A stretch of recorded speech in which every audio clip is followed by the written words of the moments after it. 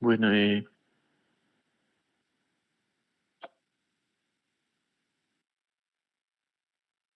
ahora vamos a comenzar.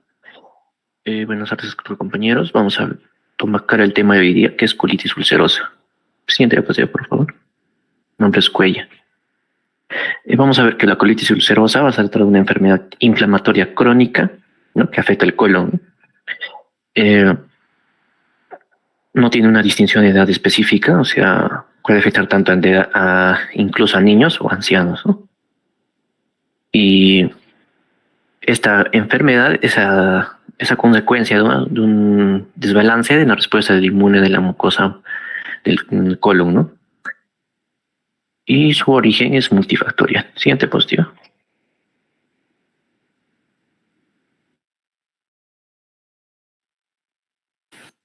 Ya, continuando con la exposición, mi apellido es Ticonautor. Hablando acerca de la epidemiología, bueno, se ha demostrado que en Europa 505 casos van a ser por 100.000 individuos y en América del Norte 249 casos, igual por 100.000 individuos, pero esta enfermedad, lo que es la colitis ulcerosa, se puede presentar mayormente en infancia, en lo que es de 8 a 10 años, y también puede ser, digamos, entre los 15 y 30 años. En sí, no va a haber una especificidad de género, pero se ha demostrado que va a haber una mayor incidencia en lo que va a ser, digamos, en la población judía, a diferencia de la población hispana o negra. Siguiente, por favor. En cuanto a la fisiopatología, podemos tener que esta se puede dar por el medio ambiente, lo que puede ser, digamos, por ejemplo, por el consumo de tabaquismo, también digamos, por exposiciones en la infancia. También puede ser otro por factores dietéticos, como va a ser el consumo relacionado con, por ejemplo, con la margarina. Otro también puede ser por la autoinmunidad, que no está demostrado, también la genética, y también lo que es la microbiota intestinal, lo que puede ser en el caso, bueno, puede haber una alta prevalencia de lo que es estreptococos, los estafilococos, enterococos, enterobacterias, y también una disminución a lo que es el bífido bacterias. Siguiente, por favor.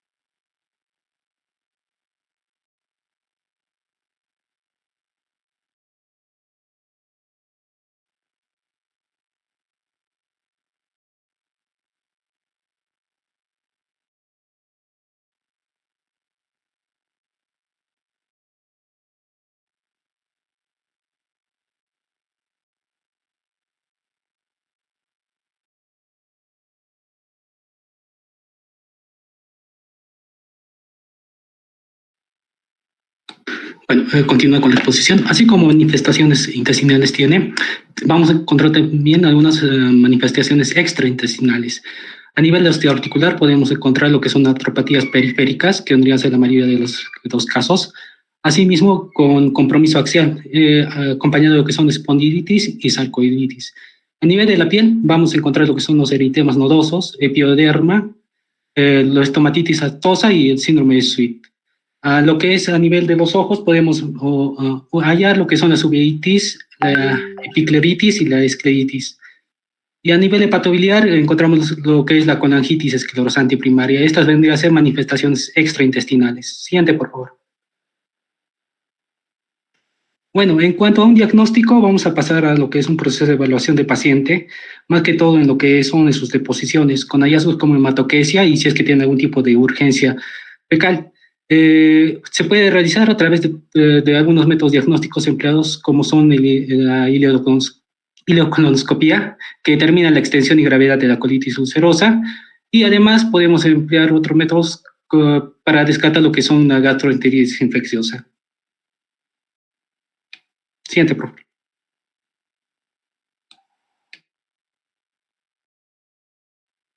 En cuanto a lo que es el índice de gravedad de True-Love y Witts, la gravedad de la colitis ulcerosa puede clasificarse en lo que es leve, moderada y grave. En lo que es adultos, estas categorías se basan justamente en este índice de gravedad, donde vamos a ver lo que es el número de deposiciones al día, la sangre en heces, la pirexia, que es la temperatura superior a 37.8 grados centígrados, la frecuencia del pulso superior a 90 latidos por minuto, también lo que es la hemoglobina, la anemia, que debe ser menos de 10 gramos por 100 mililitros, y lo que es si esto se da en varones o en mujeres, y la velocidad de eritrosedimentación, milímetros sobre hora. Vamos a ver en caso de que sea leve, moderada y grave, el número de deposiciones al día. Si es leve va a ser menos de 4. Si es moderada, entre 4 a 5, incluso hasta 6 al día.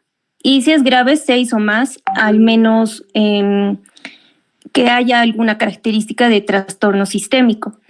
En cuanto a lo que es la sangre en las heces, si es leve, va a ser ocasional o no más de pequeñas cantidades de sangre. Si es moderada, frecuente, entre leve y grave, y si es grave, va a ser continua, y la sangre tiene que ser visible. En cuanto a lo que es temperatura,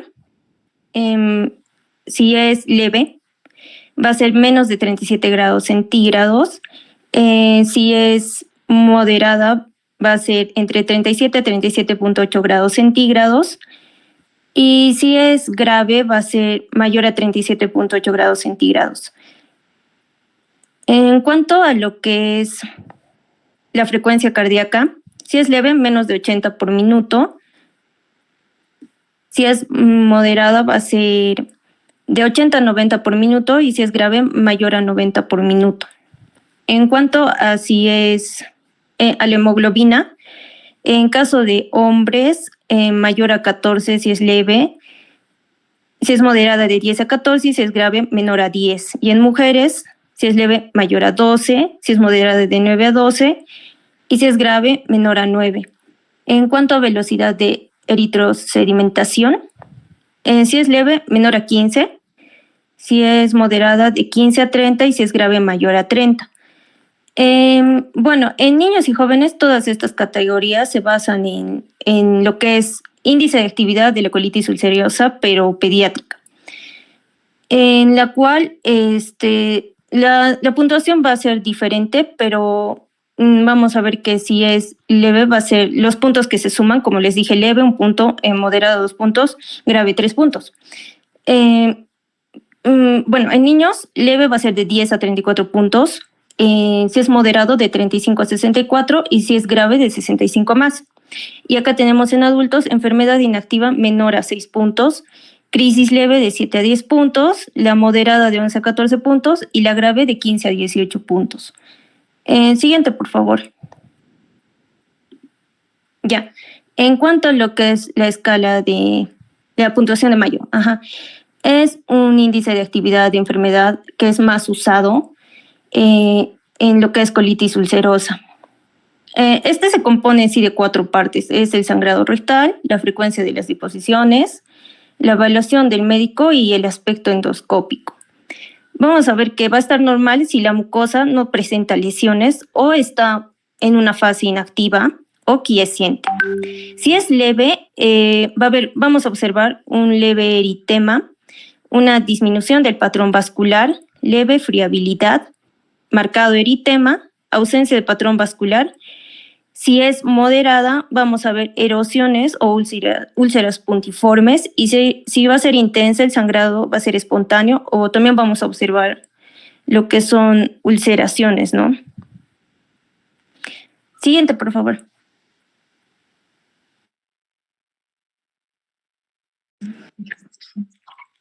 Bueno, en el caso de la clasificación moderada, como dice en la diapositiva, podemos encontrar una mucosa con eritema difuso.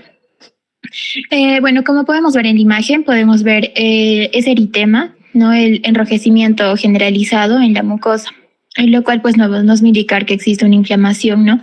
Y asimismo lo que va a sugerir un proceso activo que de alguna manera está afectando, ¿no? De manera continua. Luego podemos también observar una pérdida del patrón vascular. Recordemos que normalmente el colon tiene una red vascular visible.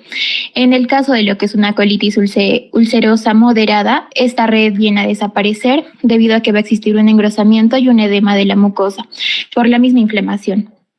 También podemos ver erosiones, las cuales van a ser áreas superficiales con una pérdida de tejido en la mucosa, que estas no llegan a ser úlceras profundas. También podemos ver exudado superficial, granularidad, eritema y erosiones difusas. Siguiente, por favor. Ya. Ahora, en el caso de la intensa, podemos ver erosiones y pequeñas ulceraciones. Algo importante es que aquí va a estar lo que es el exudado superficial, la cual nos va a indicar que existe una inflamación severa, ¿no? Con acumulación de material purulento en lo que es la mucosa del colon. Esto nos va a reflejar un daño tisular más profundo y activo a su vez, lo cual va a asociarse también a úlceras extensas, un sangrado significativo y a un mayor riesgo, ¿no? De complicaciones graves.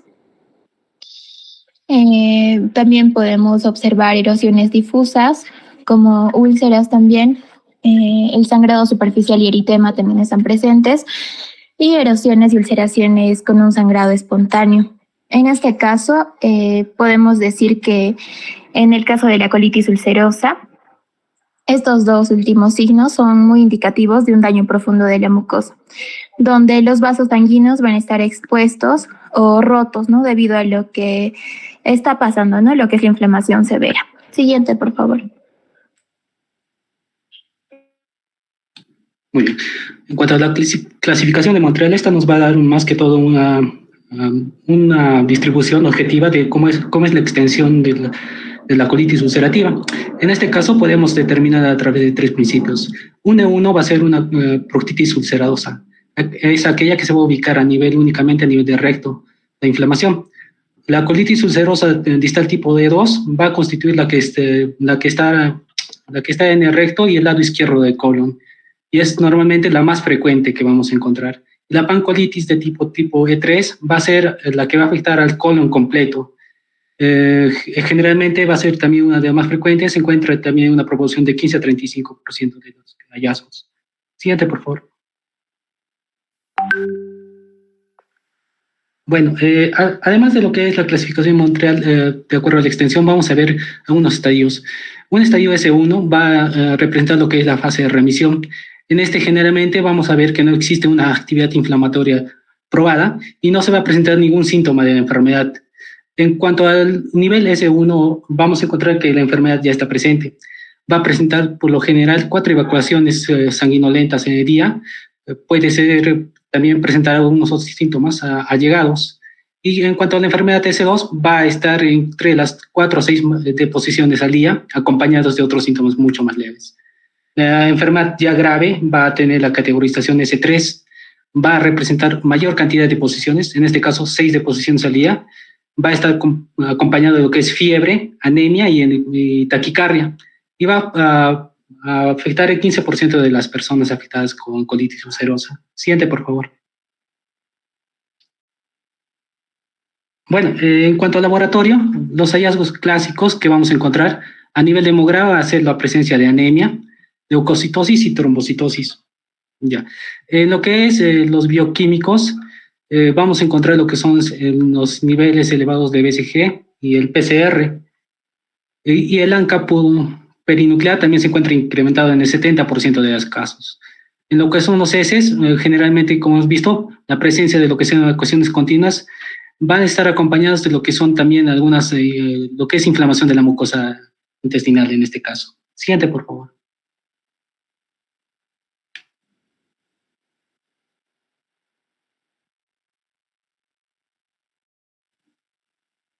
Ya. En cuanto a lo que son los hallazgos de una endoscopia ileocecal, generalmente esta va a estar principalmente contraindicada si es que tenemos un estadio ya avanzado o grave. En esta etapa inicial generalmente vamos a ver lo que es una mucosa inflamada, acompañada de lo que son eritemas y edemas. Además, lo que es sangrado, y ya esto podría darse al contacto endoscópico. También lo que son algunas úlceras que van a estar cubiertas por fibrina. En etapas mucho más avanzadas vamos a encontrar lo que son los la pérdida de los pliegues de la mucosa y de los austros, que generalmente constituyen la arquitectura del tubo digestivo. Y lo que es característico en esto es la presencia de pseudopólipos, además de lo que son estenosis y ulceraciones profundas. Si es que es un paciente bien grave, en este caso vamos a encontrar ya lo que son algunas complicaciones como es la perforación. Además, lo que es, para estos exámenes requerir de primera mano lo que es la biopsia. Siguiente, por favor.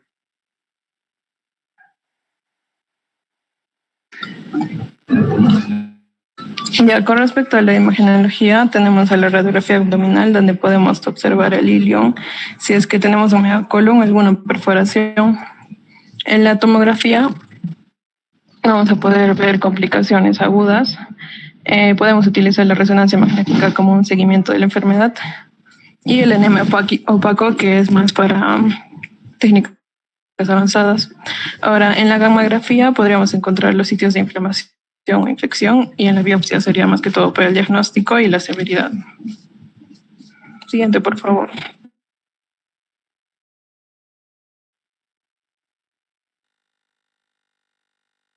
Ya, ahora con respecto al algoritmo de tratamiento, primero hay que saber si esta es leve o moderada, grave. Entonces, cuando es leve o moderada, vamos a evaluar la ubicación de la enfermedad y de acuerdo a si es una proctitis o es una colitis del lado izquierdo o extensa o una pancolitis. Se da un tratamiento de inducción con el 5-aminosalicilatos tópicos o puede ser tópico o oral. Y se da un tratamiento de mantenimiento igual de manera tópica o oral con el mismo medicamento. Hay que ver luego si la respuesta al tratamiento a las 4 a 8 semanas. Si hay respuesta al tratamiento, hay que continuar con el mismo medicamento. Y si no, hay que considerarla como que fuera moderada o grave. Hay que evaluar esta enfermedad y ver si es moderado o es moderado severo. Y de acuerdo se da un tratamiento de inducción. Si es moderado, se da budesonina. Y si es severo, se da prednisona. Hay que volver a evaluar la respuesta al tratamiento a las 4 a 8 semanas y si sí se continúa el tratamiento con el 5-aminosilisatos tópicos y si no, hay que evaluar la posibilidad de darle tiopurinas, antifactores de necrosis tumoral, inhibidores de las interleuquinas, inhibidores del JAK o moduladores del receptor S1P. Si hay respuesta al tratamiento, la terapia se seguirá de mantenimiento y si no, hay que hacer una colectomía selectiva.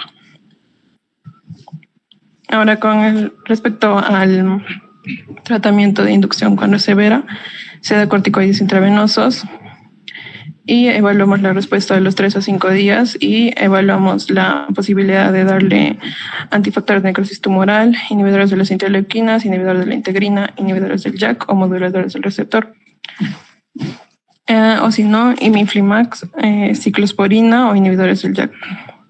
Si hay respuesta al tratamiento, se queda con la terapia de mantenimiento y si no, se puede hacer una colectomía emergente. Siguiente, por favor. Con respecto a las indicaciones de la cirugía, se puede extirpar una parte del colon o en su totalidad cuando es grave y no se mejora el tratamiento. Cuando hay complicaciones por un sangrado severo o agrandamiento masivo o perforación del intestino. La prevención sería la extirpación de pólipos y el tratamiento es cuando hay cáncer colorectal. Se tiene que hacer un seguimiento cercano para prevenir reducir los brotes de esta colitis ulcerativa.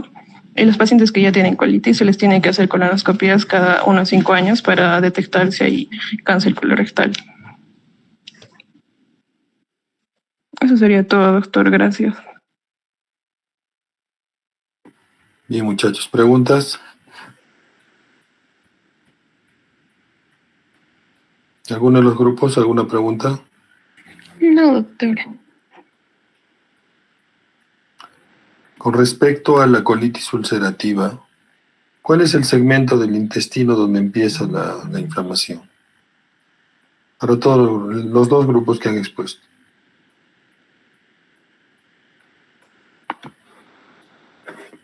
La diferencia del Crohn, ¿no?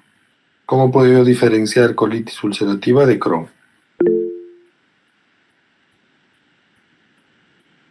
Sí, conteste. Doctor, la principal diferencia es que en la colitis ulcerosa principalmente va a ser del lado izquierdo del colon, mientras que en la enfermedad de Crohn es del lado derecho del colon. También, doctor, Dime. otra diferencia sería que en la colitis es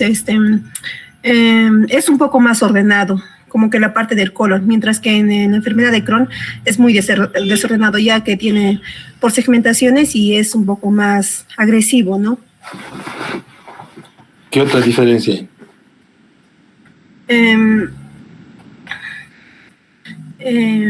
También que la colitis es un poquito más superficial, o a nivel de, bueno, es un poco más superficial, mientras que el otro es un poco más agresivo, es como a nivel se tiende a encontrarse fibrosis. La colitis ulcerativa siempre afecta capa mucosa y máximo su mucosa. Hay retracciones, pero básicamente la enfermedad de Crohn es una afectación transmural. Afecta inclusive la capa muscular y la capa serosa. Por eso es que hay retracciones, como dice vuestra compañera. Hay una inclusive tendencia a estenosis. ¿Sí? Otro dato importante, la colitis ulcerativa, muchachos, siempre empieza en el recto. No existe colitis ulcerativa con la región rectal respetada. Si yo hago una colonoscopía y describen el colon inflamado, componente inflamatorio, con erosiones, con ulceraciones, pero el recto está normal, eso no es colitis ulcerativa. ¿Sí? Ese dato siempre tenganlo presentes. La colitis ulcerativa, como dice vuestra compañera, es más ordenado, es decir, empieza en el recto y va ascendiendo hacia el colon derecho de manera gradual, pero sin dejar áreas de mucosa limpias, ¿no? O sea, siempre hay mucosa inflamada. En la enfermedad de Crohn hay segmentos del intestino respetados o sanos, ¿no? Y esta enfermedad, si bien es cierto, es una enfermedad que tiene una predisposición genética, siempre hay un desencadenante, eso también ténganlo presente. Hay pacientes que están completamente asintomáticos, hacen un cuadro diarreico agudo y posteriormente a eso empiezan a desencadenar o empiezan a tener cuadros inflamatorios, se hace una colonoscopia y se encuentra el componente inflamatorio, ¿no? Pero son personas genéticamente predispuestas, como lo han dicho dentro de la fisiopatogenia. Muy bien, muchachos. El siguiente grupo, el 2, el 3 y el 4. Sí, doctor, ya vamos a presentar. Un momento. A ver, van a exponer el grupo 3.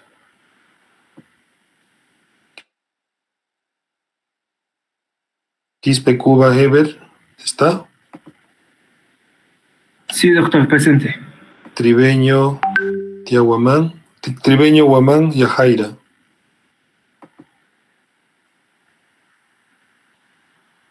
¿Está?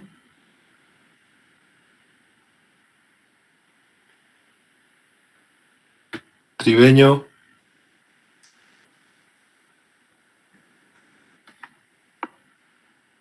Tribeño no está, ¿no? Monzón Canales. Presente, doctor. Ya.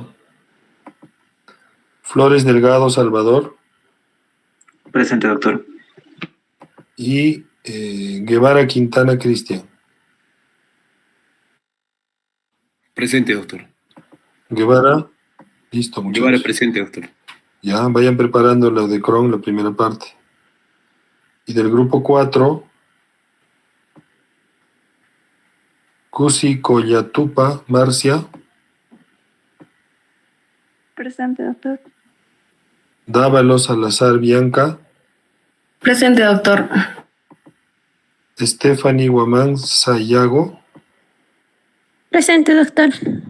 Y Quispe García Camila. Son los cuatro. Doctor Quispe García ha dispensado el curso, ya no está. Ya no está.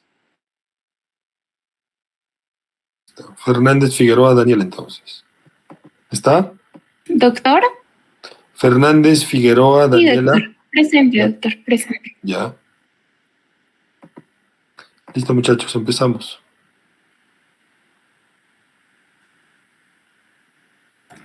Buenas tardes, doctor. Buenas tardes, compañeros. Hoy día vamos a exponer lo que va a ser enfermedad de Crohn.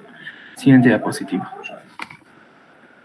Con respecto a lo que va a ser la enfermedad de Crohn, hablamos de que esta va a pertenecer a las enfermedades inflamatorias intestinales, junto con lo que va a ser la colitis ulcerativa anteriormente expuesta. Siguiente diapositiva. Bueno, a nivel de lo que va a ser la epidemiología, vamos a ver que a diferencia de lo que va a ser la colitis ulcerativa, vamos a encontrar que la relación, por ejemplo, varón-mujer va a ser de 1:8, ¿no? A diferencia de la relación en la colitis ulcerativa. Ahora, en caso del tabaquismo puede exacerbar esta misma. Con respecto a lo que van a ser anticonceptivos orales, va a haber un riesgo relativo de 1:4. Las apendicectomías van a aumentar el riesgo a diferencia de la colitis ulcerativa donde sería protectora, ¿no? Y bueno, en referencia a lo que van a ser gemelos, los monocigóticos van a tener una concordancia del 67%, mientras que los disigóticos van a tener una concordancia del 8%. Siguiente diapositiva. Con respecto a lo que va a ser la epidemiología, hablaremos de que, como dijimos anteriormente, los fumadores van a tener un factor de riesgo. Exfumadores es una posibilidad de que sea un factor protector, y también los no fumadores un factor protector de la misma, ¿no? De la misma forma, apendicectomía va a ser un factor protector. Y bueno, con respecto a lo que va a ser la dieta, va a haber una falta de evidencia de la misma, ¿no? Los hábitos higiénicos van a ser un factor de riesgo. En infecciones, hay asociaciones claras de etiologías y los AINES son controvertidos respecto a estos. Siguiente diapositiva. Con respecto a esta, vamos a tener teorías fisiopatológicas, bajo lo cual vamos a tener acá cuatro. Lo que van a ser los factores genéticos, lo que va a ser la NOD2 cromosoma 16 con fórmula NFKB, lo que van a ser los factores exógenos, donde vamos a encontrar etiologías infecciosas, factores psicosociales y el estrés. Otra de las teorías es de la cascada inflamatoria, donde veremos una perpetuación de la RI por activación de la CLT, de la célula T, ¿no? Y la otra es la disfunción de la barrera mucosa, donde vamos a encontrar una pérdida de la integridad de la barrera de la mucosa. Siguiente diapositiva.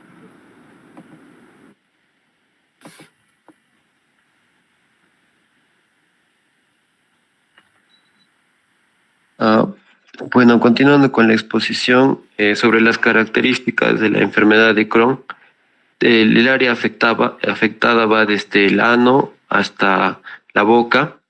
La distribución es por saltos. Como el doctor mencionó, hay partes que están sanas del intestino. Se caracteriza porque histológicamente hay la presencia de granulomas transmurales, úlceras aftosas, que tienen un aspecto empedrado de fístulas y fisuras. En los síntomas que pueden causar, pueden presentar dolor abdominal, diarrea, fiebre, pérdida de peso o fístulas. Siguiente, por favor. Bien, en la patogenia existe un componente genético que tiene mayor prevalencia en las personas caucásicas. Los gemelos idénticos tienen una mayor concordancia y el familiar de primer grado confiere un riesgo de presentar la enfermedad 2 a 4 veces mayor que un familiar de segundo grado. También hay una afectación en la función de la babera mucosa, porque hay una alteración en la babera intestinal, donde hay una respuesta inmune que altera la microbiota intestinal. Entonces, en la babera intestinal hay cambios en la permeabilidad epitelial, hay disfunción de las células de Paneth, desequilibrio de las células T efectoras y reguladoras naturales. Siguiente, por favor. Bien, en la patogenia, esta enfermedad de Crohn involucra una combinación de factores genéticos, ambientales e inmunológicos que conducen a una inflamación crónica del intestino y un daño intestinal. Los factores ambientales que pueden ser el tabaco, el uso de AINES, antibióticos en la infancia, apendicectomía, anticonceptivos orales o la aspirina, y pueden ser detonantes también. Y en la microbiota encontramos el aumento de los anticuerpos frente a estos agentes microbianos. Siguiente, por favor.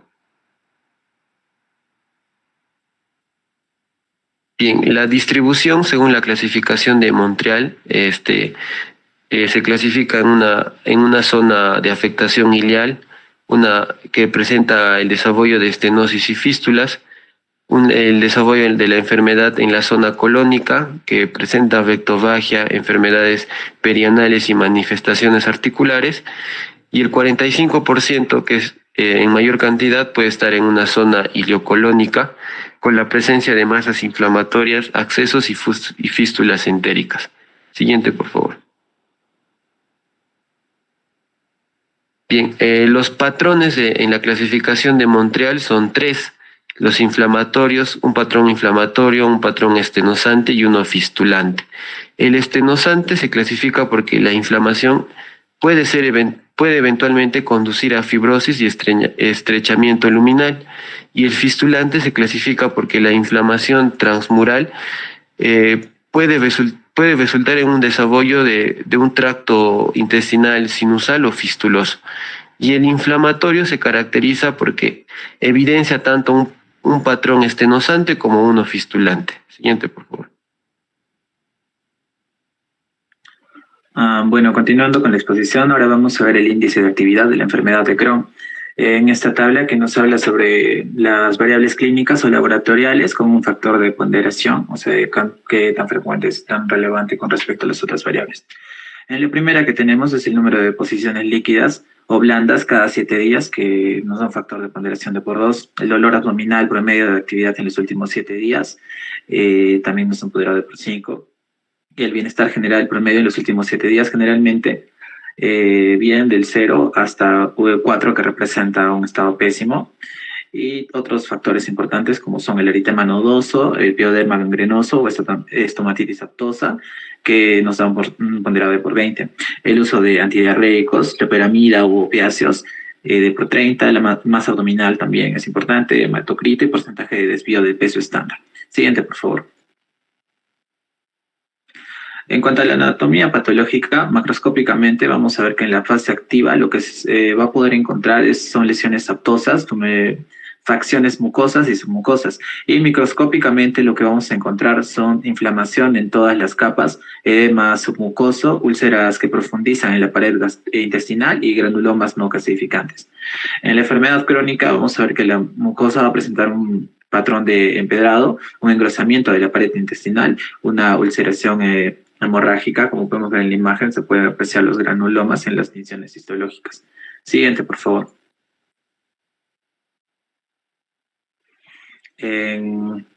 Continuando con la anatomía patológica, vamos a ver que macroscópicamente lo que va a caracterizar en la enfermedad de Crohn es la extensión, que es de boca a ano. La presentación va a ser segmentada, la inflamación es leve, se van a presentar lesiones aftosas o pequeñas úlceras. Y en cuanto a la inflamación grave, vamos a ver que existen úlceras lineales, islotes o patrón de empedrado, como vimos en la imagen anterior. También podríamos encontrar fibrosis o patrones de estenosis. Y en cuanto a las microscópicas, vamos a ver que existen úlceras aptoides y abscesos localizados, cúmulos de macrófagos o también granulomas y cúmulos linfoides. Siguiente, por favor. ¿Qué vamos a poder encontrar en este paciente?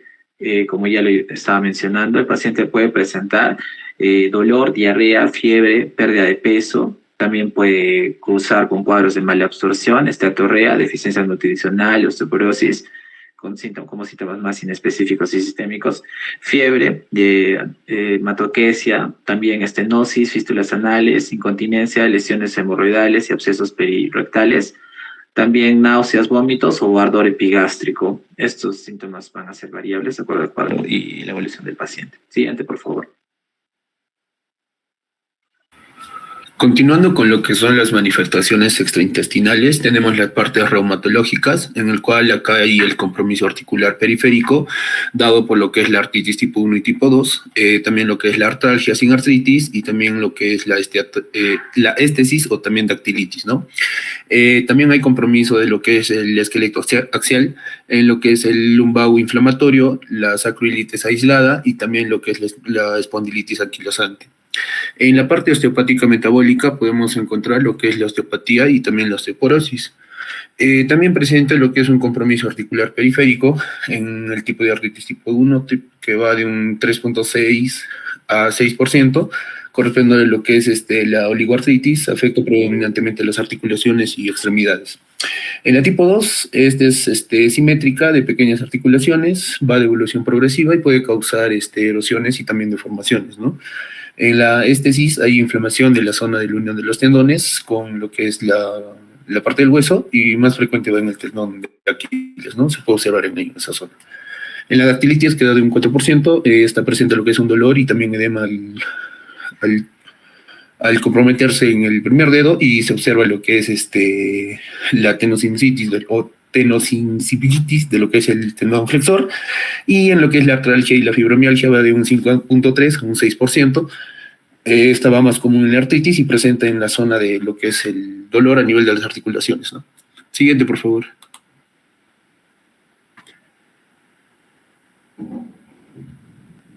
En las manifestaciones extraintestinales tenemos lo que es el compromiso axial. Va de lo que es el lumbago inflamatorio. El dolor empieza en la zona lumbar, es insidioso, va mayor a 3 meses de duración, a predominio nocturno, presenta rigidez matinal y mejora con lo que es la actividad, ¿no? La sacroiliitis aislada, que va de un 16%, es esta unilateral, en muchos casos es asintomática, y la espondilitis anquilosante es de 1 al 11.4%, esto con presencia de lumbago inflamatorio, como sin limitaciones en el rango de lo que es el movimiento de la columna lumbar, ¿no? Siguiente, por favor. En las manifestaciones extraintestinales tenemos lo que es la osteopatía metabólica, presenta osteopenia y osteoporosis. La osteoporosis va de un 2 a 30%, la osteopenia de un 40 a 50%, va también de la pérdida de la masa ósea en un proceso etiológico multifactorial, ¿no? En el tratamiento podemos ver este compromiso articular periférico. En la artritis tipo 1 puede ser el uso de analgésicos de la familia de los COX-2, como son los enterocopsib o celecoxib. Y en la artritis tipo 2 usaríamos lo que es la sulfalacida, que da en casos refractarios anti-TNF. En las éstesis o dactilitis podemos usar la primera línea de AINES conjuntamente con COX.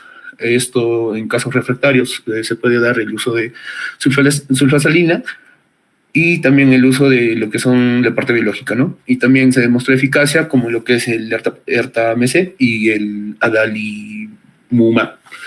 En el compromiso esquelético axial tenemos lo que es el lumbago inflamatorio y la sacroiliitis aislada. En la primera línea de tratamiento tenemos lo que son los AINES y tiene una gran utilidad también lo que es la sulfasalacina, ¿no? En la espondilitis anquilosante tenemos los anti-TNFs y otra alternativa también es lo que es el secukinumab. En la parte osteopática metabólica tenemos que corregir o minimizar lo que es las conductas de riesgo, que es la parte de la suplementación, y el uso de terapia antirretroactiva, ¿no? Que es denosumab y bifosfonatos. Siguiente, por favor. En las manifestaciones dermatológicas, esta va de las cutáneas específicas y también las cutáneas asociadas. En esta podemos encontrar el eritema nodoso, la psoriasis, la vasculitis, la hidrosandenitis sudorativa y también las lesiones orales. En la parte de las cutáneas reactivas tenemos lo que está presentando el pioderma gangrenoso y el síndrome de Sweet, ¿no? También presentan cutáneas inducidas por el tratamiento de la enfermedad inflamatoria intestinal. Siguiente, por favor. Bueno, continuando con la exposición, vamos a hablar acerca más específicamente de lo que son las manifestaciones dermatológicas. Dentro de estas vamos a ver las cutáneas específicas. Estas van a ser lesiones que se van a caracterizar por tener los mismos hallazgos histológicos que lo que es la enfermedad de Crohn y pueden encontrarse en lo que es en la zona perianal, como podemos ver en la imagen, en la cavidad oral y a distancia de esta, ¿no? Esta se va a dividir en tres, como ya mencioné, en la zona perianal, oral y la enfermedad de Crohn que va a ser metastásica. En la perianal vamos a ver manifestaciones como plicomas, fisuras, úlceras, abscesos y fístulas. En la zona oral van a incluir ulceraciones lineales, fibromas mucosos, inflamaciones granulomatosas y fisuras labiales y mucogingivitis. Dentro de lo que es la enfermedad de Crohn metastásica pueden tener distintas formas clínicas, como por ejemplo pueden haber placas eritematosas, nódulos abscesados o tumores ulcerados. Siguiente, por favor. Otro tipo de manifestaciones dermatológicas, vamos a ver lo que son las reactivas. Estas vamos a ver lo que es la pioderma, como ya mencionó mi compañero, lo que es la pioderma gangrenosa, como se ve en la imagen, y lo que es el síndrome de Sweat. Dentro de lo que es la pioderma gangrenosa, vamos a ver que la dermatosis es una dermatosis severa, debilitante y dolorosa, dada por una disfunción de lo que es neutrofílico. Aparte vamos a ver el síndrome de Sweat, que va a ser una dermatosis neutrofílica igual, pero va a ser esta aguda, va a causar con un síntoma, va a ser cursado con un síntoma febril, va a estar con presencia, se va a caracterizar por la presencia de placas o nódulos infiltrados en lo que son las extremidades, en el tronco y también se va a dar en la cara. Siguiente, por favor. Ya, en cuanto a lo que son las cutáneas asociadas, como ya mencionó mi compañero, vamos a ver el eritema nodoso, que van a ser dolorosos y van a ser eritemas violáceos. Otro que vamos a ver va a ser la psoriasis, que va a ser una enfermedad inflamatoria mediada por lo que es el linfocito Th1 y por lo que son las citoquinas. Dentro de esto también vamos a ver las que son las vasculitis, que van a ser palpables, púrpura, urticaria, y vamos a tener también lo que es las úlceras necróticas. Dentro de estos también vamos a ver la hidrosadenitis supurativa, que van a ser nódulos, abscesos y tractos sinusales en lo que son regiones de lo que son las glándulas apócrinas. Otro que vamos a ver van a ser lesiones orales, que como puede ser una periodontitis, una úlcera recurrente o las famosas aftas y una quelitis angular. Siguiente.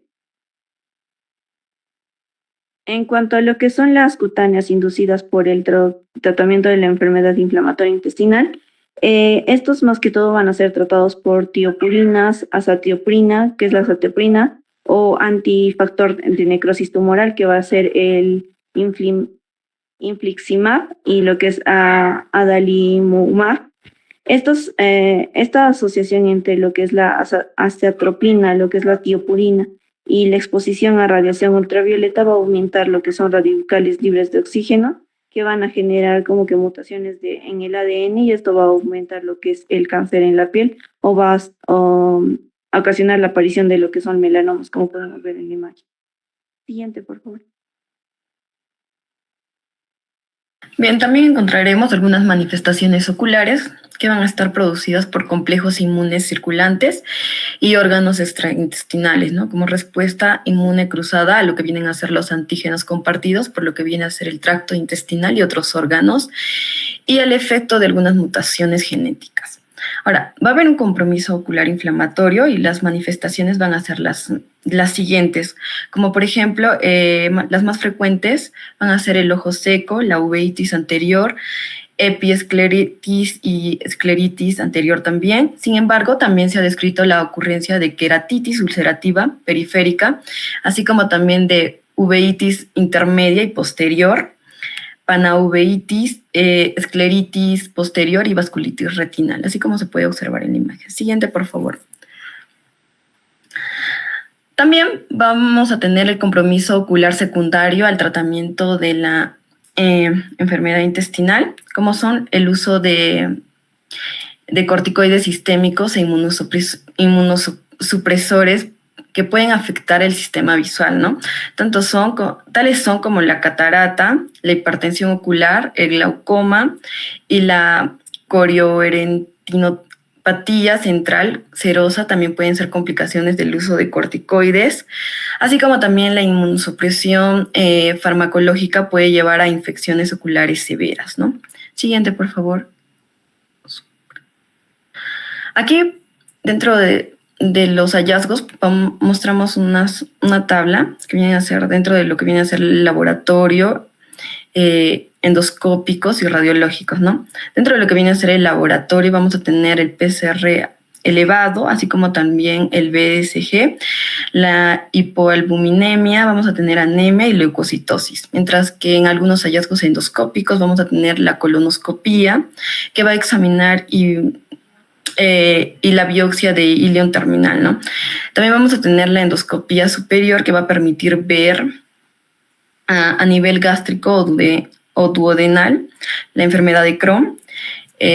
También vamos a tener el acortamiento rectal con colitis, úlceras aftosas y lesiones discontinuas. Y dentro de lo que vienen a ser los hallazgos radiológicos vamos a tener engrosamiento de los pliegues y úlceras aftoides, así como también vamos a observar un patrón empedrado en lo que viene a ser el intestino delgado.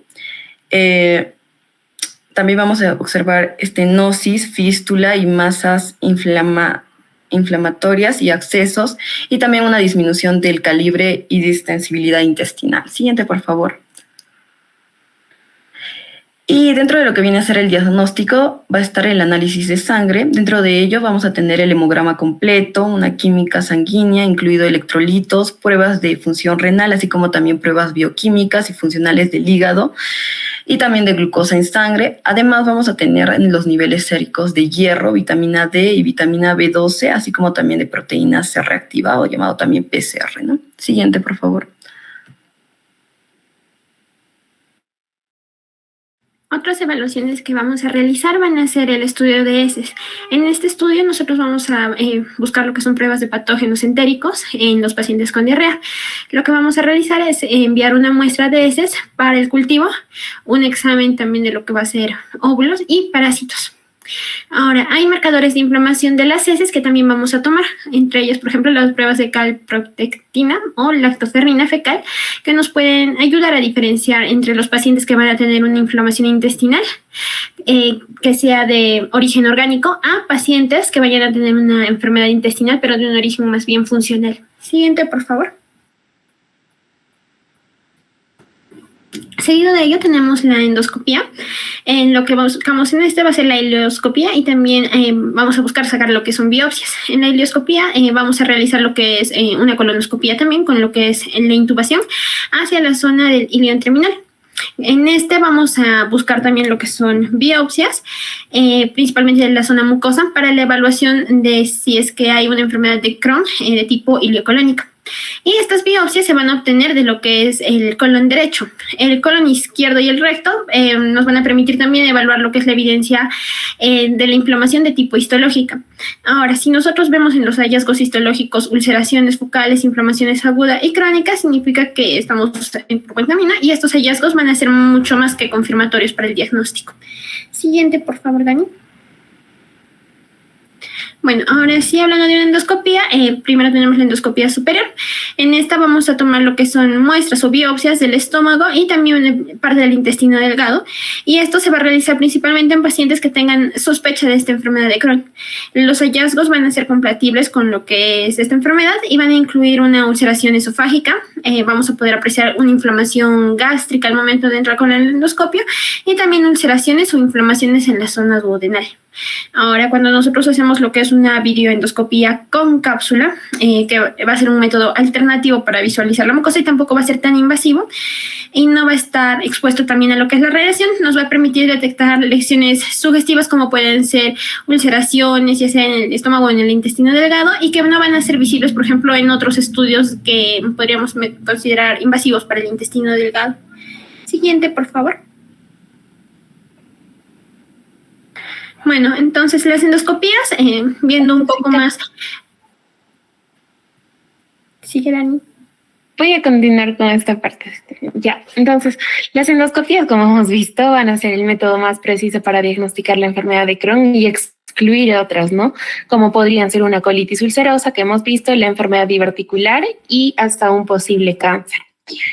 Entonces, tenemos una clasificación endoscópica en la enfermedad de Crohn, que es la de CDIS. En este caso, nos da estos parámetros. El índice va a evaluar estos 5 parámetros o segmentos, que son recto, colon izquierdo, transverso, colon derecho e ilio. Y mediante una escala visual análoga, cada 10 centímetros va a empezar a describir la presencia de úlceras superficiales y también profundas. Entonces, nos va a dar el porcentaje de superficie comprometida por la enfermedad de Crohn, el porcentaje de la superficie que está ulcerada y la existencia de estenosis, ¿no? Y tiene una puntuación de 0 a 44 en la suma. Como estamos viendo acá, úlceras profundas en todos los segmentos, ausentes 0 puntos, y si están presentes nos da 12 puntos. Si hubiera úlceras superficiales en todos los segmentos explorados, nos da 6 puntos. Si hubiera una superficie comprometida en todos los segmentos, una puntuación de 0 a 10, y si hubiera una superficie comprometida por úlceras, igual de 0 a 10. Evalúa la estenosis, como hemos visto, tanto ulcerada como no ulcerada, ¿no? Ahora, la resonancia magnética por enterografía también nos da hallazgos, en este caso, la inflamación intestinal, complicaciones y la distribución y la extensión de la enfermedad. Hay un aumento de lo que sería el realce de la pared del intestino y también de su grosor, ¿no? Así como una hiperintensidad, probablemente refleja un edema y lesiones de la mucosa y las úlceras. Tiene una sensibilidad importante del mayor del 90%, entonces se pueden encontrar engrosamientos de la pared, como ya habíamos dicho, o una hipersensibilidad en secuencias de T2. La tomografía computarizada con contraste también nos ayuda a detectar la inflamación del intestino delgado y las complicaciones. Tiene una sensibilidad igualmente del 90%. Esta es una imagen de tomografía computarizada después de administrar contraste, ¿no? Donde se aprecia el signo de la diana. La tomografía optoacústica multiespectral es una técnica de imagen transabdominal que lo que va a hacer es detectar la inflamación de la pared, ¿no? Y va a cuantificar unos marcadores como la perfusión tisular dependiente de hemoglobina. Usa una luz láser de pulsos cortos con longitudes de una onda de infrarrojo para inducir este efecto fotoacústico en los tejidos y nos da como resultado ondas sonoras generadas por expansión. Ahora, la enfermedad de Crohn tiene muchas complicaciones, entre ellas la obstrucción del intestino, las perforaciones, las fístulas o enfermedad perianal grave, los abscesos intraabdominales, la neoplasia colorectal, hemorragias masivas, peritonitis y síndromes de mala absorción. Entonces, el tratamiento, para empezar, la enfermedad de Crohn no tiene una cura, ¿no? El tratamiento es paliativo. Se pueden usar aminosalicilatos como sulfasalacina, la mesalamina, corticoides como prednisona, budesonida, inmunosupresores como la azathioprina, mercaptopurina y metrotexato. Antibióticos para prevenir los abscesos, en este caso metronidazol, ciprofloxacino, tetraciclinas, ampicilina y clindamicina. Y los factores de necrosis tumoral alfa, como el infliximab, ¿no? Entonces, dentro de los corticoides, la budesonida, por ejemplo, es efectiva cuando el proceso de esta inflamación está limitado solamente al ilio o al colon derecho, ¿no? Con una dosis de 9 miligramos por día. Entonces, el uso sobre todo de corticoides está indicado para la inducción de la remisión de los pacientes que tienen enfermedad de Crohn activa, ya sea ileocecalocolónica o moderada a grave. Ahora, las indicaciones para que el paciente entre a cirugía son obstrucción intestinal, absceso intraabdominal, fístula interna, fístula colocutánea o enterocutánea, una colitis fulminante, un megacolon tóxico, la perforación y un sangrado masivo, ¿no?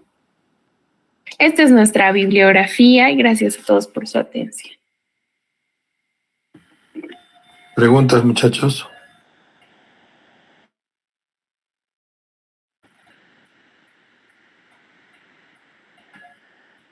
Bien, miren, y lo mismo que les he comentado hace un rato.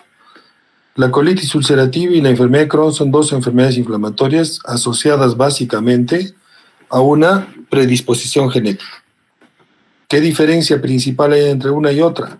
Principalmente el Crohn afecta todo el tubo digestivo, desde la boca hasta el ano. La colitis ulcerativa empieza en el recto y va en forma ascendente. Afecta principalmente el intestino grueso, no afecta el intestino delgado. ¿Sí? La enfermedad de Crohn causa formación de fístulas, abscesos, perforaciones, estenosis. Es una afectación transmural, a diferencia de la colitis ulcerativa.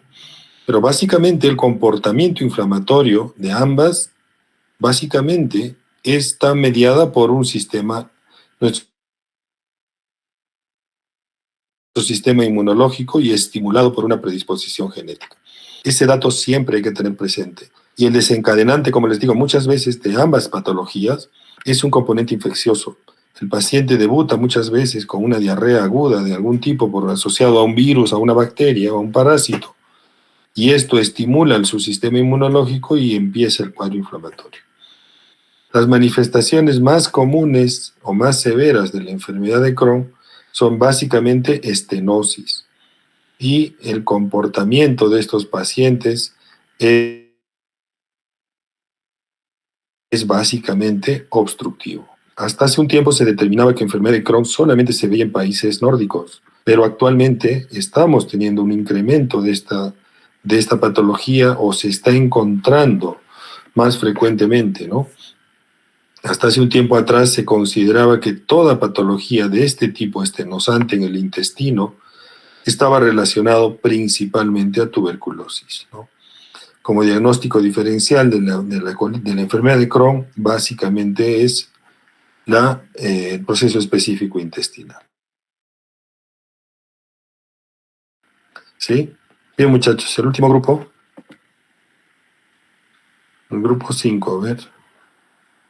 Puedes poner 4, ¿sí? Tuero. ¿Está presente Tuero? Presente, doctor. Cutipa Marcelo. Presente, doctor. Caviedes Malpartida. Elvis.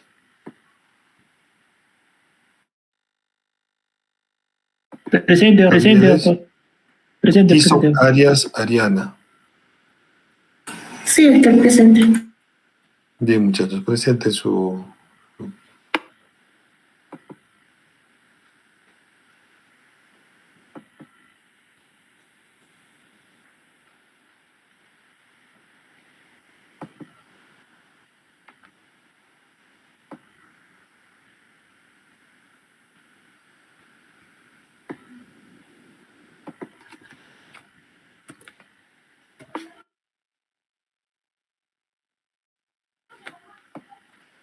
¿Empezamos? Sí, doctor. Doctor, compañeros, buenas tardes. El día de hoy les vamos a hablar sobre la TBC enteroperitoneal. Siguiente diapositiva, por favor.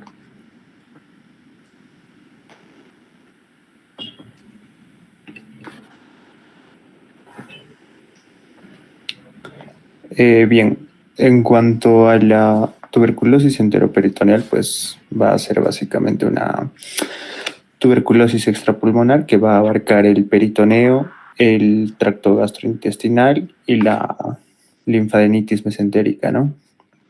Esta es una forma poco común de la tuberculosis extrapulmonar y se puede clasificar según su localización en el peritoneo, el tracto gastrointestinal o los ganglios linfáticos mesentéricos.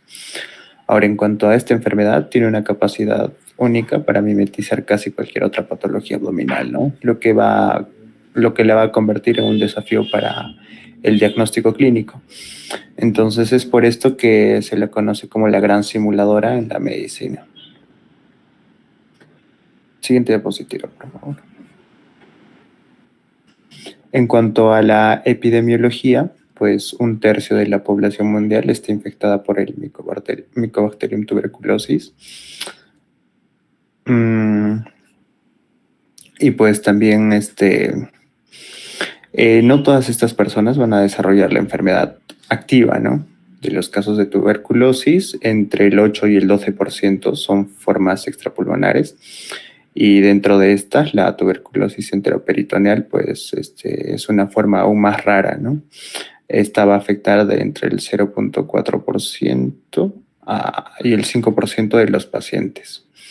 Ahora, la mayoría de los casos son secundarios a una infección pulmonar activa o latente, lo que en este caso pues, nos indicaría la importancia de una vigilancia adecuada en los pacientes con tuberculosis pulmonar. También la TBC puede comprometer diferentes aparatos y sistemas, como con el predominio del compromiso pulmonar, ¿no? Con una relación de 10:1 sobre el extrapulmonar. En cuanto a los factores de riesgo, vemos la principal es la cirrosis hepática, la infección por el virus de la inmunodeficiencia humana, diabetes mellitus, la enfermedad maligna subyacente después del justamente tratamiento con agentes contra el factor de necrosis tumoral, y los pacientes sometidos a diálisis peritoneal ambulatoria continua, ¿no? Siguiente, por favor. En cuanto a la fisiopatología, tenemos en primer lugar la oral, que pues básicamente la tuberculosis enteroperitoneal va a comenzar con con la introducción del Mycobacterium tuberculosis en el peritoneo, ¿no? Esta es la infección primaria. Una vez en el peritoneo, las bacterias desencadenan una respuesta inflamatoria local, que va a ser la respuesta inmunitaria, y como parte a esta respuesta inmunitaria, se van a formar los granulomas, que son conglomerados de células inmunes, que esto va alrededor de las bacterias, ¿no? Que a esto le vamos a denominar la formación de granulomas. Luego tenemos la inflamación, justamente resultante, que lleva a la acumulación de líquido en la cavidad peritoneal, todo esto causando ascitis. Esta va a ser pues denominada la acumulación de líquido peritoneal. Y ahora, ¿qué pasa si esto no se controla? Pues la infección puede extenderse a otros tejidos abdominales como los órganos digestivos, lo cual pues denominaríamos la disfunción de la infección. Siguiente diapositiva, por favor. Ahora vamos a tener la vamos a diferenciar de 2 tipos: la inhalación de gotas respiratorias y la ingestión de bacterias. En cuanto a la inhalación de gotas respiratorias, pues la vía más común de infección es por la tuberculosis, es la inhalación justamente de estas gotas respiratorias que contienen al Mycobacterium tuberculosis. Ahora, las bacterias pueden llegar a los pulmones y diseminarse a través de la sangre o el sistema linfático. Y en cuanto a la ingestión de bacterias, aunque es menos frecuente y se ve en casos raros, pues puede ocurrir por la ingestión de alimentos contaminados con el Mycobacterium tuberculosis. Esto puede suceder en situaciones donde hay una contaminación ambiental significativa con pues, esta bacteria, ¿no? Bien, continuando con la fisiopatología, vamos a mencionar por extensión de órganos vecinos. En este caso, el Mycobacterium tuberculosis puede localizarse en cualquier parte del órgano o la cavidad abdominal, y esto puede llegar a propagarse por vía transmural, siendo el más frecuente el tracto gastrointestinal y seguido de los ganglios retroperitoneales. Al diagnóstico, los pacientes tienen 2 formas de presentación más comunes, que son las adherencias fibrosas del 3% y la citis con un 97%. Siguiente, por favor.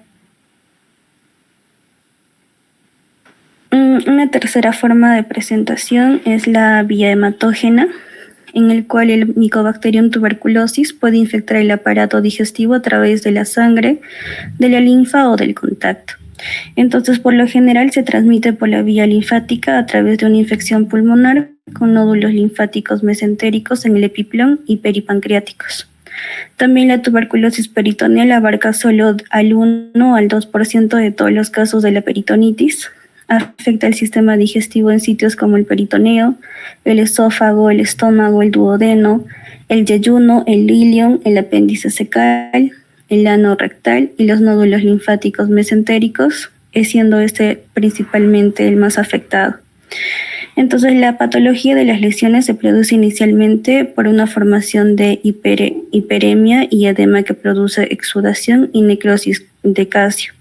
Característico de esta tuberculosis que conllevan a la producción de ulceraciones. Hasta este punto los síntomas son reversibles, pero a partir de aquí puede evolucionar a una hiperplasia o fibrosis que conducen a fístulas a nivel fibrótico que son irreversibles. Siguiente, por favor.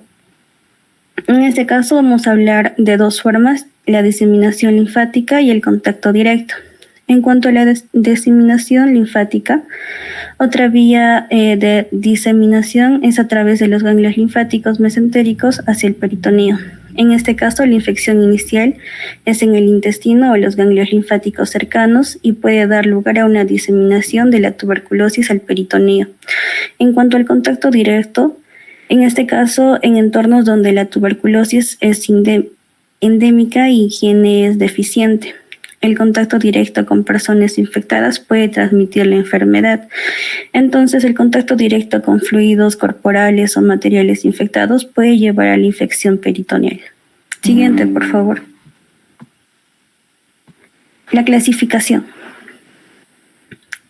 En este caso, vamos a clasificarlo en lesiones ulcerosas, lesiones hipertróficas y lesiones ulcerohipertróficas. Las lesiones ulcerosas son lesiones profundas, con formación de tejido cicatrizal. Las lesiones hipertróficas van a ser engrosamientos excesivos de la mucosa intestinal y va a haber una obstrucción intestinal. Y por último, las lesiones ulcerosas, ulcerohipertróficas, son tanto lesiones ulcerosas como hipertróficas. Siguiente, por favor.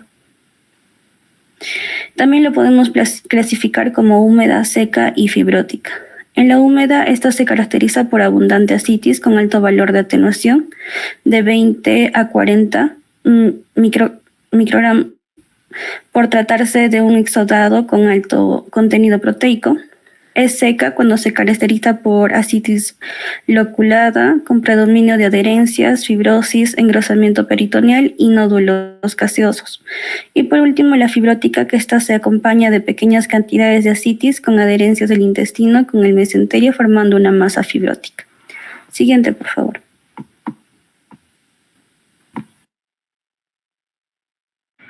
Bien, cuando vamos a hablar del cuadro clínico, en este caso vamos a hablar de manifestaciones clínicas que va a presentar el paciente.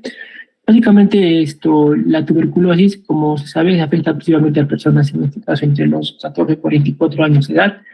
Esto generalmente van a ser por personas que van a tener tuberculosis pulmonar. Entonces, la frecuencia que va a tener estos pacientes van a ser igual similitud tanto entre varones como mujeres.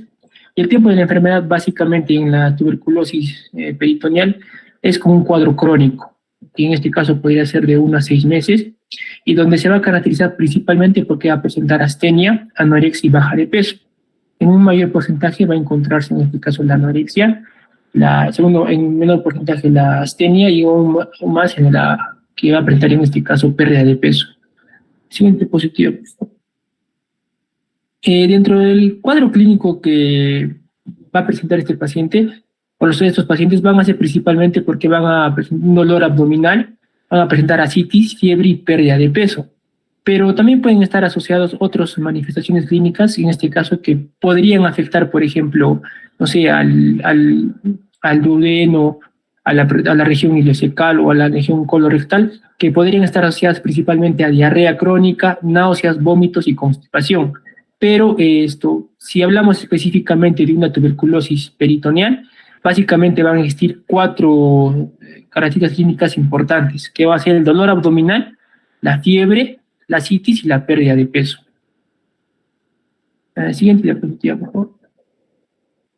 Y dentro del examen físico, básicamente los pacientes van a estar en un estado regular un 50% y un malestar general un 42%. Dentro de esto, en este caso, vamos a ver que el paciente, como va a presentar un dolor abdominal, va a presentar un 64% un dolor a la palpación superficial y como profunda. Y además que por el mismo cuadro que van a presentar en este caso ascitis, va a presentar el signo del tablero en ajedrez que se va a alternar, ¿no? El sonido tanto timpánico como somático en la auscultación. Puede presentar también algún porcentaje de los pacientes de resistencia abdominal y asociado a esos pueden estar pacientes que van a tener hepatomegalia y masa abdominal. Siguiente diapositiva. Dentro del diagnóstico, como se sabe que en este caso, como es un proceso de tuberculosis infecciosa, también se va a tomar en este caso el hemograma, ¿no? Y en este caso algunos pacientes van a presentar, o la mayoría de ellos van a presentar una disminución de la hemoglobina. Van a presentar leucocitosis y el valor de sedimentación glomerular por el mismo proceso que está en una infección, una inflamación, en este caso va a estar incrementado. Ahora, se le puede tomar una prueba de tuberculina, que es el PPD. En este caso se le va a administrar una inyección intradérmica y se le va a medir la pápula, ¿no? Generalmente en pacientes que van a ser adultos va a medir mayor a 10 milímetros de mercurio, pero de 10 milímetros, y esta va a tener una especificidad y sensibilidad alta. Pero esta nos va a indicar que el paciente ha tenido un contacto, en este caso con un contacto con TB, ¿no? Y que en este caso haya podido tener una diseminación que haya llegado al sistema digestivo. Siguiente. Dentro del diagnóstico, en este caso, se puede tomar también BKs positivos en secreciones. Generalmente puede ser en esputos, en contenido gástrico y en ascitis. En mayor porcentaje, generalmente puede encontrar signos positivos en el contenido gástrico. Ahora, podría tomar también una ultrasonografía abdominal, en este caso básicamente para detectar si hay linfadenopatías, si hay ascitis o engrosamiento peritoneal. Y también se le puede tomar una tomografía computarizada de abdomen. Ahora, si el paciente va a presentar en este caso una ascitis, le puede realizar también una paracentesis en la cual se va a hallar en este caso la cantidad de albúmina sérica cítica, ¿no? Que tiene que estar menos de 1.1 gramos por decilitro. Y si aparte de eso se le encuentra en este caso un ADA positivo, que el punto de corte en este caso va a ser de 30 a 39 unidades por litro, entonces ya nos haría sospechar pues de que el paciente tiene una tuberculosis peritoneal, ¿no? Si aún así estos hallazgos no son concluyentes, se le podría tomar en este caso una biopsia peritoneal laparoscópica, que básicamente se pueden encontrar puntos como por ejemplo un peritoneo engrosado con lesiones blanco-amarillentas que pueden tener o no adherencias, y también en este caso se puede encontrar un peritoneo engrosado y fibrosado. Ahora, en este caso también si se sospecha de que la tuberculosis haya podido estar también en el intestino, se puede tomar también una biopsia intestinal endoscópica, ¿no? Que generalmente esto va a ser para pruebas histológicas, también para cultivos. Siguiente. Bien, entonces, hablando netamente de las complicaciones que nos va a producir esta tuberculosis enteroperitoneal, en primer lugar está lo que es la obstrucción intestinal, ¿no? Que es la más frecuente complicación que vamos a poder observar en este caso. Seguido de la hemorragia, la fistulación, también vamos a ver perforaciones, fisuras, entre otros.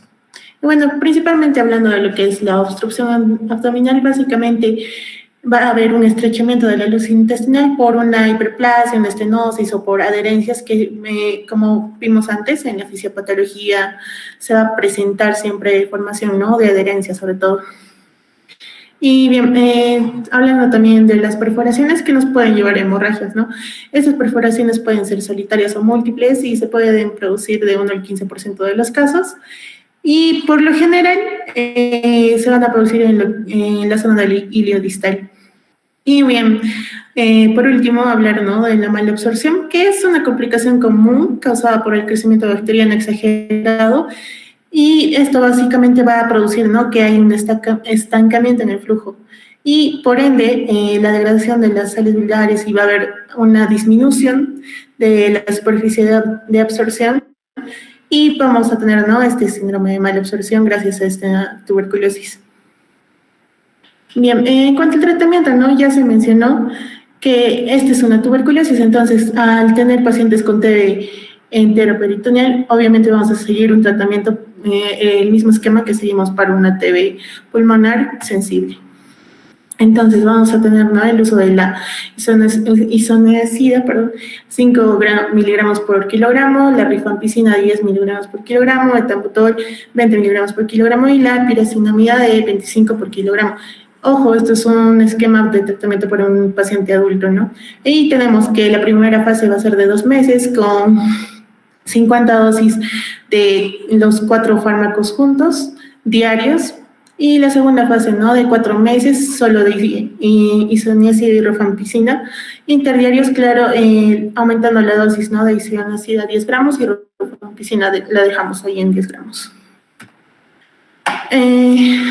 Básicamente, gracias al tratamiento antituberculoso, va a haber en muchos casos lo que es la hepatotoxicidad, gracias sobre todo a lo que es la isoniazida y rifampicina, o en algunos casos la piracinamida. Básicamente, estos pueden producir una hepatitis, ya sea a predominio de transaminasas o de bilirrubina, que puede ser sintomática o asintomática. Básicamente, en estos pacientes asintomáticos, vamos a ver, ¿no?, el incremento de la ST, pero en los pacientes sintomáticos se define ya una ST ya como 3 veces superior al límite de su normalidad. Entonces, tenemos que tener siempre estos pacientes con una vigilancia para detectar la hepatotoxicidad y la lesión hepática medicamentosa, ¿no?, que se da gracias al tratamiento antituberculoso. Y bien, también vamos a tener la probabilidad, ¿no?, de tener un manejo quirúrgico. Para esto, más que nada, para las complicaciones que puede haber en la tuberculosis enteroperitoneal.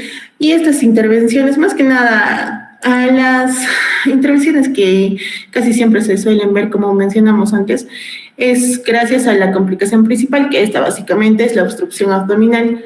Y bien, vamos a ver, ¿no?, que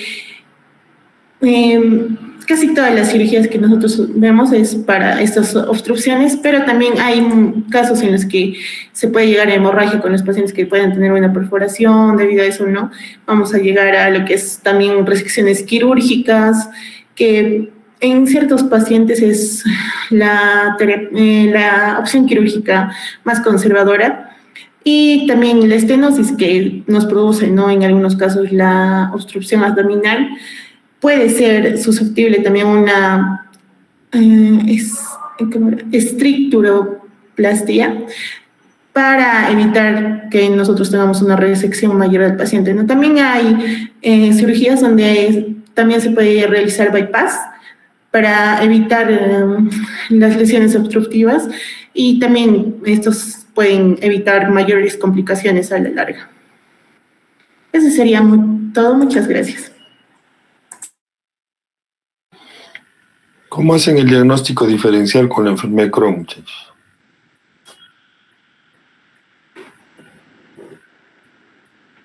Por obstrucción del intestino delgado, pero en este caso enfermedad de Crohn es obstrucción, ¿no?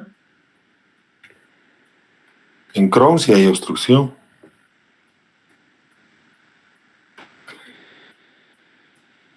Pero ¿Cómo yo puedo dolor diferenciar? abdominal, doctor. La citis. Los dos hay dolor. La citis, doctor, puede ser con una elevación de... ¿Cuál es el diagnóstico diferencial más importante, histológicamente? ¿Qué cosa van a diferenciar ustedes una enfermedad inflamatoria intestinal de una tuberculosis? ¿Qué es la característica histológica más importante en la tuberculosis? ¿Qué es lo que yo tengo que encontrar para decir que este paciente tiene tuberculosis? ¿Granulamos, doctor? ¿Perdón? ¿Granulamos? En los dos hay granulomas, pero ¿qué diferencia hay entre uno y otro? Los granulomas, doctor, en lo que es la tuberculosis, son grandes y a menudo con necrosis gaseosa. Eso es importante. Hay necrosis y hay casificación, hay formación de calcio. En la enfermedad inflamatoria intestinal hay granulomas no caseificantes. Ese dato es importante, ¿sí? Y el hallazgo histológico del micobacterio. Si yo aíslo BK o bacilo tuberculoso en la muestra, en la biopsia, yo tengo la certeza que estoy frente a una tuberculosis, ¿no? ¿Por qué es importante diferenciar una de otra? Es por el tipo de tratamiento, ¿no? Acuérdense que la enfermedad inflamatoria intestinal, todos los tratamientos que han descrito están relacionados a inmunosupresión, uso de corticoides, anti-TNFs, ¿no? Aminosalicilatos, azatioprina, todos los medicamentos que podemos usar cuando un paciente tiene enfermedad inflamatoria intestinal, principalmente colitis ulcerativa. Pero si el paciente tiene tuberculosis y yo le doy tratamiento inmunosupresor, lo que voy a ocasionar es, voy a encender el problema, voy a exacerbar el problema específico, ¿no? Si tengo ascitis, lo que dice vuestra compañera también puede ser una manifestación que me orienta más a pensar en proceso específico. Es decir, en las tuberculosis húmedas peritoneales hay bastante producción de líquido, ¿no? Y eso básicamente no se ve en enfermedad inflamatoria.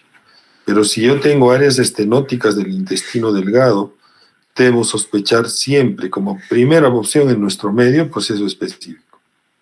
Pero acuérdense que está habiendo incremento de la enfermedad inflamatoria.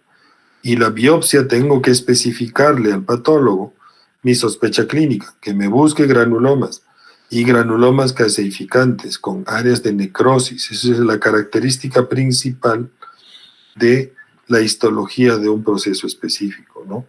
Si yo veo granulomas con necrosis y caseificación, esto es una tuberculosis, ¿no?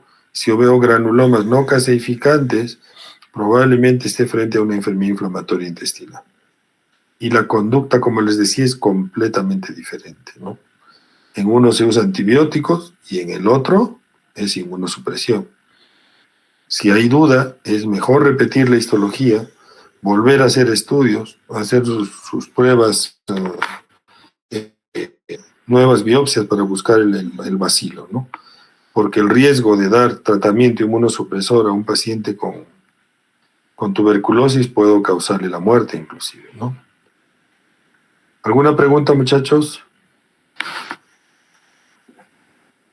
Todo claro, doctor. Bien, muchachos, la siguiente clase tenemos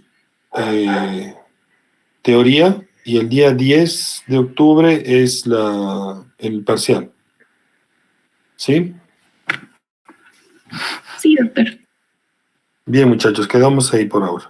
Entonces, la semana que viene nos vemos en Coyana, ¿sí? Buenas tardes, muchachos. Gracias, doctor. Buenas tardes. Gracias, doctor. Buenas tardes.